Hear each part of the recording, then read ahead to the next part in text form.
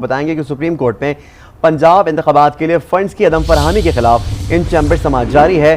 Chief justice Umar Ata Bandial की सरबराही में 3 रुकनी bench समाअत कर रहा है।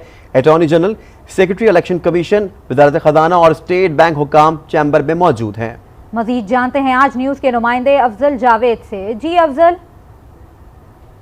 हम कोशिश कर रहे हैं कि अफजल से हमारा राब्ता जो है बहाल हो जाए और आपको इस वाले से मजीद अपडेट भी करें, लेकिन आपको बताएंगे कि सुप्रीम कोर्ट में पंजाब इंतखाबात के लिए फ़ंड्स की अदम फरहमी के लिए खिलाफ इन चैम्बर समाअत इस वक्त जारी है। चीफ जस्टिस उमर अता बंदयाल की सरबराही में 3 रुकनी बेंच समाअत कर रहा है। Attorney general, secretary election commission, वजारत खजाना और स्टेट बैंक हुकाम चैम्बर में मौजूद है। मजीद जानते हैं नुमाइंदा अफजल जावेद से। अफजल जावेद, समाअत के हवाले से आगाह कीजिएगा, समाअत अब भी जारी है?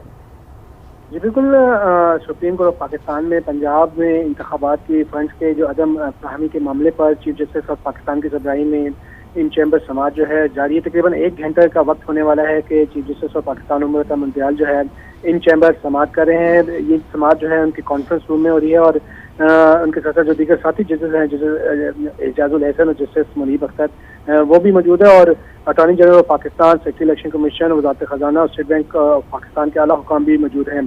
चीफ जस्टिस की जानिब से जो 2 रोज कबल नोटिस जारी किए गए थे उसमें कहा गया था कि जो गवर्नर स्टेट बैंक है और सेक्रेटरी खजाना है वो जाती हैसियत में जो है इनके इन चैम्बर में पेश हो और तमाम जो मतलूबा रिकॉर्ड जो तलब किया गया था कि स्टेट बैंक ऑफ पाकिस्तान के पास कितने पैसे मौजूद हैं उसका भी तमाम रिकॉर्ड जो है फराहम किया गया। और सेक्रेटरी खजाना से जो है वजूहात तलब की गई थी कि जो पंजाब में इंतखाबात कराने के लिए फंड्स क्यों फराहमी किए जाए, उस हवाले से जो है तफसीलात फराहम कीजिए। लेकिन दोनों शख्सियात चूँकि पाकिस्तान से बाहर हैं, लिहाजा स्पेशल सेक्रेटरी खजाना अवैस मंजूर सिमरा और एडिशनल सेक्रेटरी खजाना आमिर महमूद जो है चीफ जस्टिस की इन चैम्बर समाअत में पेश है। साथ कायम मुकाम गवर्नर स्टेट बैंक जो है सीमा कामिल और deputy governor state bank Inayat Hussain वो चीफ जस्टिस के सामने पेश है। और secretary election commission Pakistan Umar Hamid और एडिशनल जो इलेक्शन कमीशन के सेक्रेटरी हैं वो इलेक्शन उनकी चैम्बर में पेश हुए हैं। इस वक्त भी इन चैम्बर समाअत जारी है।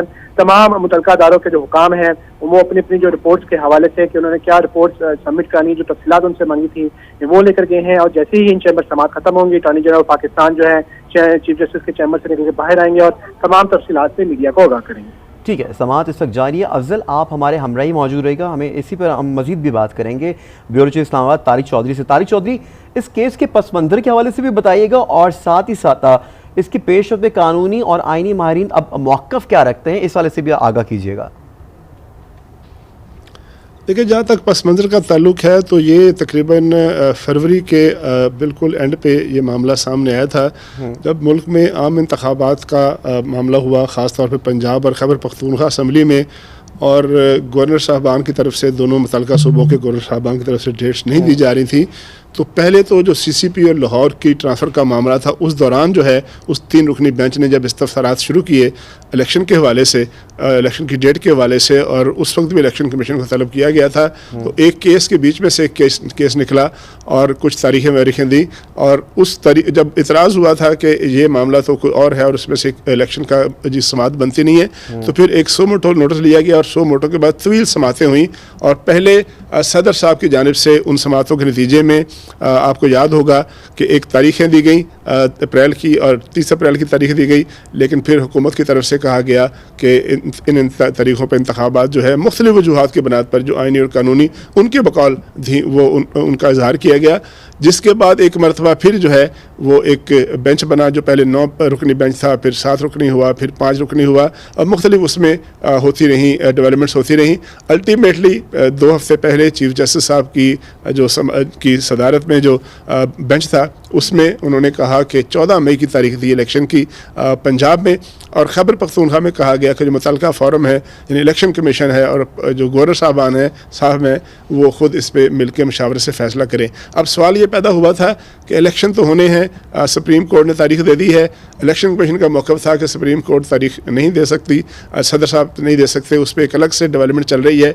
एक कमेटी बनी है कि आइन का जो 57 जो सेक्शन है इलेक्शन एक्ट का 2017 का, उसको सेक्शन 57 और 58 में तरमीम करके उनको इख्तियार दिए जाएँ। ये एक अलग से मामला चल रहा है। उसके बाद से फंड्स की फराहमी का मामला और सिक्योरिटी की फराहमी का मामला जब ज़ेर बहस आया तो सबसे बड़ी डेवलपमेंट ये हुई कि हुकूमत ने पार्लियामेंट का इजलास बुलाकर ये शिक रखी, पार्लियामेंट के सामने एक करारदाद रखी, एक बिल रखा चार्ज एक्सपेंडिचर के नाम से, उसको पहले काबीना के खुसूसी इजलास में उसकी मंजूरी ली गई कि 21 ठीक है, 21 अरब सुप्रीम रुपया कोर्ट में पंजाब इंतखाबात के लिए फंड्स की अदम फरहमी के खिलाफ इन चैम्बर समाअत इस वक्त जारी है। हमारे साथ मौजूद थे ब्यूरो चीफ इस्लामाबाद तारिक चौधरी और अफजल जावेद, आप दोनों का बहुत शुक्रिया।